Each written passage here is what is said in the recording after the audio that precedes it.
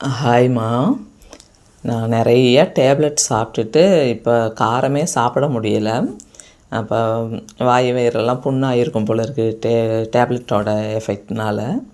அப்போ மணத்தக்காளி கீரை வதக்கிட்டு சாப்பிட்டாக்கா சீக்கிரம் புண்ணு ஆறிடும் அப்படின்னு சொன்னாங்கன்னு சொல்லிவிட்டு எங்கள் வீட்டுக்கார்கிட்ட மணத்தக்காளி கீரை வாங்கி வதக்கி அரைச்சி கொடுங்கன்னு சொன்னேன்.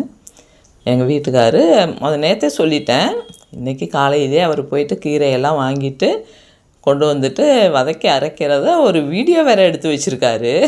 இந்த வீடியோவில் பார்க்குறப்ப தான் எனக்கே தெரியுது, கீரை நிறையா போடாமல் குழம்புக்கெல்லாம் கருவேப்பிலை தாளிப்போம் பாருங்கள், அது மாதிரி கொஞ்சோண்டு கீரையை எடுத்து போட்டுட்டு வெங்காயத்தை போட்டுட்டு அதில் கொஞ்சோண்டு கீரையை போட்டுட்டு வதக்கி கொடுத்துருக்காரு.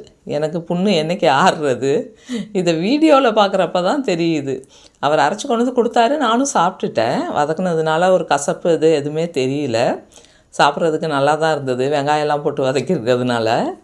ஆனால் கீரை கம்மியாக இருக்குதுன்னு தெரியல, பச்சை கலரில் தான் இருந்தது. நான் நிறையா கீரை இருக்கும் அப்படின்னு நினச்சேன். இவர் இதில் போட்டுட்டு வதக்கும்போது தான் தெரியுது அதில் கீரையே இல்லை, வெறும் வெங்காயம் மட்டும்தான் இருக்குது அப்படின்னு. வாங்கின கீரையை அப்படியே வச்சுக்கிட்டு பொண்டாட்டிக்கு உடம்பு சீக்கிரம் சரியாகணும்னு சொல்லிவிட்டு கீரையை போட்டு வதக்குறேன்னு சொல்லிவிட்டு ஒரு வீடியோவும் எடுத்து வச்சுருக்காரு.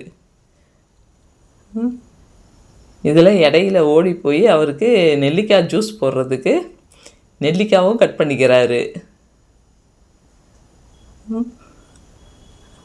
பாருங்கள், எல்லாரும் ஒய்ஃபுக்கு இது மாதிரி ஹெல்ப் பண்ணணுமா. அதில் கீரையே தெரியல, வெறும் வெங்காயம் தான் தெரியுது. அவர் டெய்லி நெல்லிக்காய் ஜூஸ் குடிப்பார், அதனால் அவருக்கு நெல்லிக்காயை கட் பண்ணிக்கிட்டு இருக்காரு.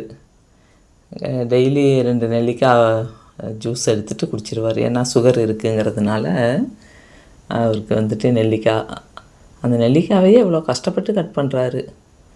நம்ம ஈஸியாக கையில் வச்சுட்டு இது